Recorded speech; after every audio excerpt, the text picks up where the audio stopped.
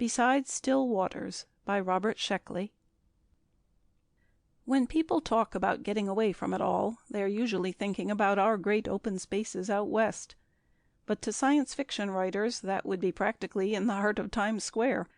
When a man of the future wants solitude, he picks a slab of rock floating in space 4 light years east of Andromeda.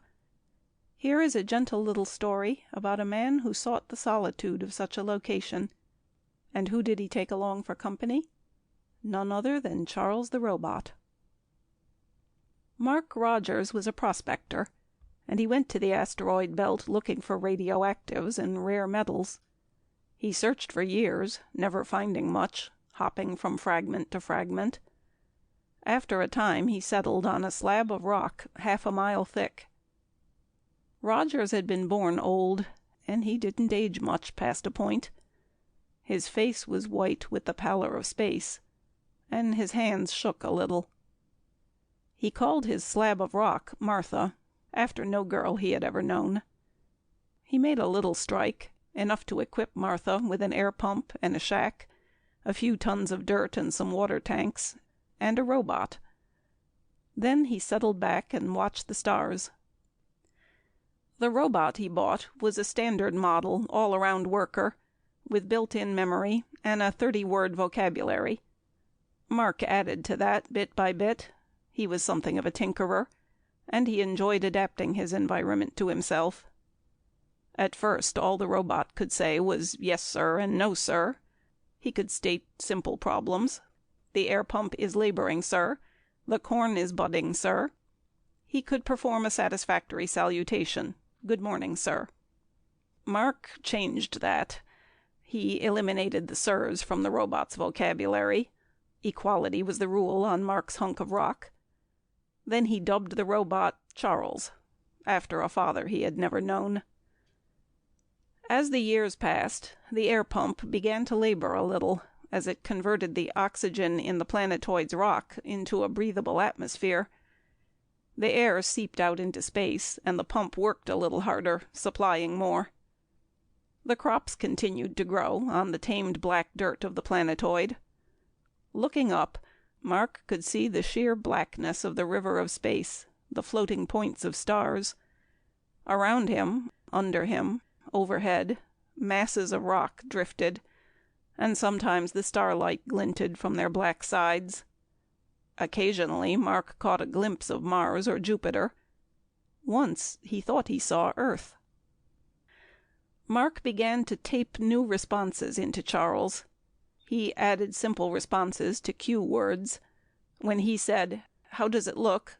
Charles would answer, "Oh, pretty good, I guess."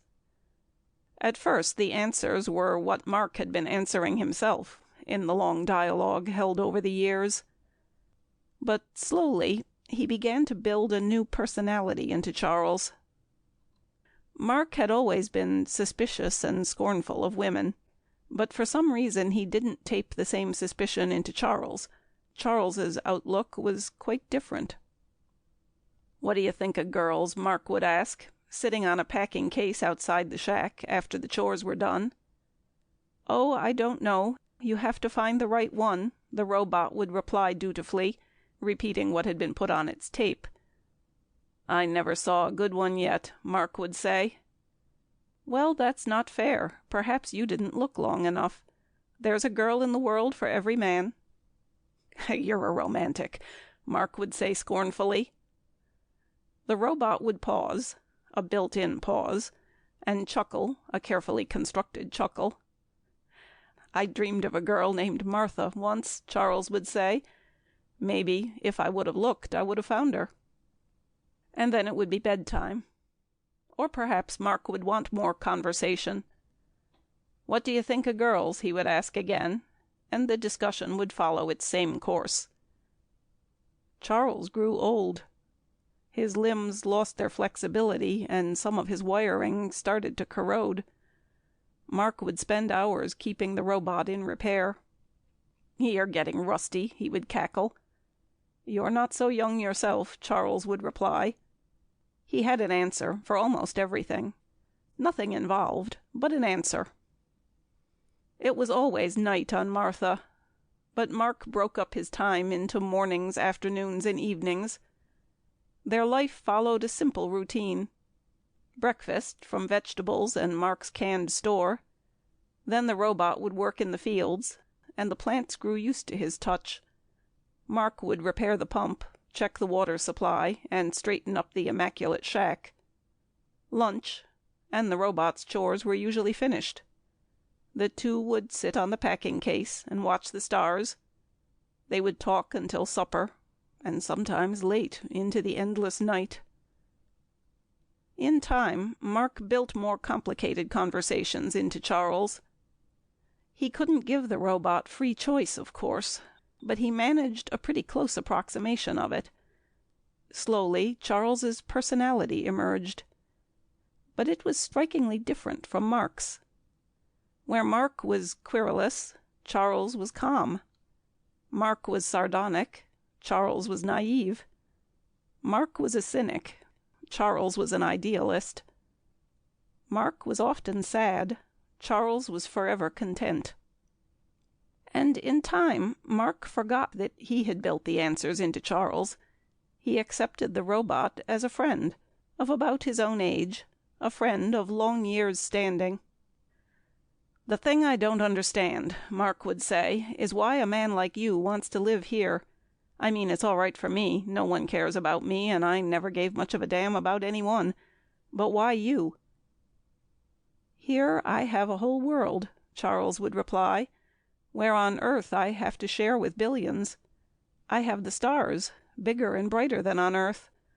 I have all space around me, close, like still waters. And I have you, Mark."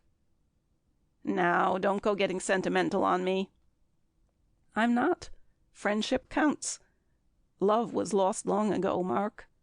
The love of a girl named Martha, whom neither of us ever met, and that's a pity. But friendship remains, and the eternal night." "You're a bloody poet," Mark would say, half admiringly. "A poor poet." Time passed unnoticed by the stars, and the air pump hissed and clanked and leaked. Mark was fixing it constantly, but the air of Martha became increasingly rare. Although Charles labored in the fields, the crops, deprived of sufficient air, died. Mark was tired now, and barely able to crawl around even without the grip of gravity. He stayed in his bunk most of the time. Charles fed him as best he could, moving on rusty, creaking limbs. "What do you think of girls? I never saw a good one yet." "Well, that's not fair." Mark was too tired to see the end coming, and Charles wasn't interested. But the end was on its way. The air pump threatened to give out momentarily. There hadn't been any food for days. "But why you?" Gasping in the escaping air, strangling. "Here I have a whole world." "Don't get sentimental." "And the love of a girl named Martha." From his bunk, Mark saw the stars, for the last time, big, bigger than ever, endlessly floating in the still waters of space. "The stars," Mark said. "Yes." "The sun?" "Shall shine as now." "A bloody poet." "A poor poet." "And girls?" "I dreamed of a girl named Martha once. Maybe if—" "What do you think of girls and stars and Earth?" And it was bedtime. This time forever. Charles stood beside the body of his friend. He felt for a pulse once, and allowed the withered hand to fall. He walked to a corner of the shack and turned off the tired air pump. The tape that Mark had prepared had a few cracked inches left to run. "I hope he finds his Martha," the robot croaked, and then the tape broke. His rusted limbs would not bend, and he stood frozen, staring back at the naked stars. Then he bowed his head. "The Lord is my shepherd," Charles said, "I shall not want. He maketh me to lie down in green pastures. He leadeth me." End of Beside Still Waters, by Robert Sheckley. Recording by Maria Casper.